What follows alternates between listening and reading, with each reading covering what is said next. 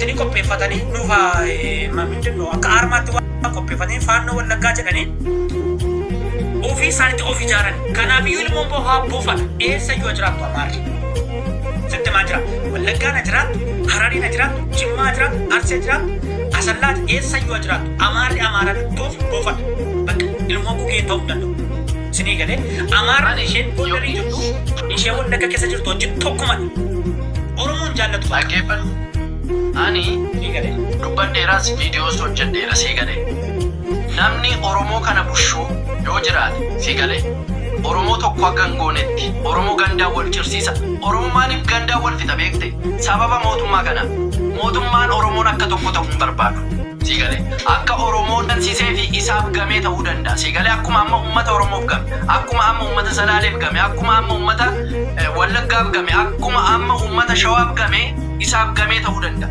Sii galee. Yoo ija tokkoon uummata kana ilaalee bushe kan kanaatachi uummata Wallaggaa goobanaa daachee ta'ee Amaaratti karaa argisiisee mootummaa kana ofirraa kaasa. Uummata Salaalee goobanaa daachee ta'ee mootummaa kana ofirraa kaasa. Uummata Shawaatti goobanaa daachee ta'ee mootummaa kana ofirraa kaasa. Sii galee. Kanaan ala Oromoo sadii afur qofan nagaan jiraachisa inni kaan akka barbaade haa ta'utti mootummaan biyya kana bushu tokko hin jiraatu. Gara fuulduraatti siif hin himaatu. Bula taanaan Oromoon ija tokkoon ilaalamuu qaba. Kaabaaf kibba. Isayyuu biyya nan itti dhaladhe sanan ilaalame. Xaqlaay ministeerii taanaan sii galee. Miti. Jireenyi dhala Oromoo haati Oromoo isheen tokko nyaachaa, haati Oromoo isheen tokko kolfaa, haati Oromoo isheen tokko sargii garaagaraa deemaa, haati Oromoo tokko immoo asii mormi irraa citaa, haati Oromoo tokko immoo asii beelaa, haati Oromoo tokko immoo asii lukti irraa citaa, biyyi jalatti tole jedhee taa'u tokko yoo jiru. Sii galee. Kanaafiyyuu adaraa seera lafaa, adaraa waaqaa uummanni kun cubbuu sin irraa qaba. Lubbuu isaatti dhabee, dhalatti dhabee, kichuutti dhabee, jaarsatti dhabee, jaartitti dhabeetu aangoo kanarra sin fidee sin kaa'e. Sinii galee. Har'a immoo deebitanii inni kanaan dura du'ee aangoorra sin kaa'e xinnaateetu isa kaan qawwee ofii keessan itti laattanii daangaa cabsiistanii mootummaa taate daangaa Oromiyaa eeguun sitti ulfaataa biraasa. Daangaa Oromiyaa wattaaddarri Oromiyaa utuu wala akka kaannisaa wasu Oromiyaa daangaa Oromiyaa eeguun itti ulfaata. Beekaa Oromoo fichisiisu, beekaa haadha Oromoo boosisu, beekaa Oromoo fichisiisu. Ati mootummaan Oromoo eega. Qalladdaa. Soo kanaaf fallimaadha. Oromoon akkamittiin tokko ta'ee ka'ee diina kana ofirraa maal gochuu danda'a? Dhaggeeffadhu. Yoo xinnaate jechuudha waggaa 5 dura moo 6 dura ati waggaa 5 dura natti fakkaata. Al takkaatti Oromiyaa keessatti liyyuu haalli meeqa ta'e bifame beektaa? Ambootti liyyuu haalli 20 ta'e bifame. Al tokkotti dha. Oromiyaan yoo xinnaate liyyuu haalli 400 qaba. Sabaayii daangaa midhaan dhiisite jechuudha. Amaaraa guutummaa ishee ari'anii baasuu danda'u. Lafa Itoophiyaa keessa. Ati mootummaatu Oromoo eega jettee yaadda taanaan gowwomteetta. Sababni isaa yeroo Wallaggaan du'aa turte, yeroo Wallaggaan dhumaa turte dookterota sana faana haasaa turre sol. Beekta keessa beekta waan yeroo gargaarsaa sana jechuudha. Maal jedhan? Inni ergina qoricha akka itti geeffamu hin jiru jennaan namoonni gaafa qoricha gaafatan hin erginu uummata Wallaggaatii fi shanii of keessaa baasanii dheedhanii qoricha irraa dhowwatan. Sabni baanaan maranii awwaalamaa ture. Kara deemaan dhaqee bakkee baasee dhaqan.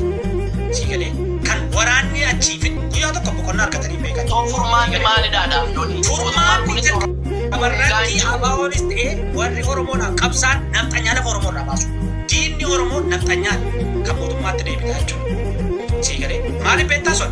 Amma mootummaan yeroo kamuu jira. Boris itti fufee jiraata miti. Amaaraan kamuu seera isaanii cuufama kaa'amma dhaggeeffadhu yooni.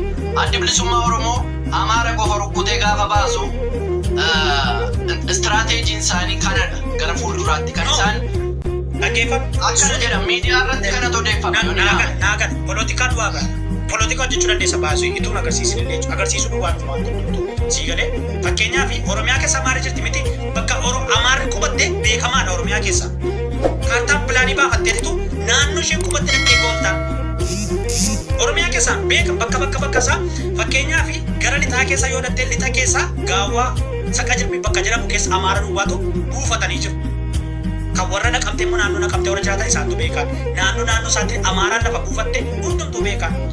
Lafa isheen jirtu hundumtuu beekaa jechuudha. So maal goota kana lafa isheen jirtu dhattee Amaara kan jedhamu lafa Oromoo irraa gaafa sana achi walloo miidhani ati immoo dhuftee warras keessaa cuucaan. Hanga gaafa isaan nagaa barbaadanitti hanga gaafa isaan miilla Oromootti gadi mana jaarratee haala godhatee jiru isin jedhu Oromiyaa keessaa nama dhibanii qaban isaan ikkoo jalqabuma gaafa godaansa jalqaban aan dedhaneessatti jalqabu karoora amali torbee tokko booda hin jiru namni gumaa baasu hin jiru Oromoo keessa torbee tokko dhiisii ofumaa sagalee taana malee namni Oromoo gumaa baasu tokko hin jiru dhiirri Oromoo tokko hin jiru seegale maaliif ennaa inni raafata Oromoo waan takka isa kamiifi jedhare isa kamiif boonyare isa kamiif Oromoo dhugaa rabbiiti wanta Oromoo kana dilandeesse waaqayyoo dhugaa ta'u isaan artistiin isaanii abbaa koo gaafa lafa fayyaa ka'anii agar Minilik Zamachaa jedhanii addarratti hidhatanii kan irratti hidhatanii makiinaadhaan ka'anii Oromoo makiinarraa caatu isaanii bara artistoota warra fiilmii hojjetan siigalee so Oromoo maal gochuu qabu tokko gara laafummaa waan jedhamu hin hojjetu kana booda isa si ajjeese isa si buqqise isa morma si kute morma kuti isa si jaamse isa mana kee gube mana isaa gube itti agarsiisiidhaan Oromoon kan itti agarsiisinitti tasuma Amaaraan Oromoon dhiistu amma barteetti amma maan normaalii bakka fuulaa akka hoolaa qalanitti Oromoo dhaqii kalee dhiiga buufatanii uummata Oromoo namni isin hin beekne tokko hin jira mucaan sunis kara deemaadha kara deemaa jechuun Wallaggatti gaafa utuu ajjeesanii qaxaqqatanii ajjeesanii bocochoo keessatti isa buusanii kara deemaan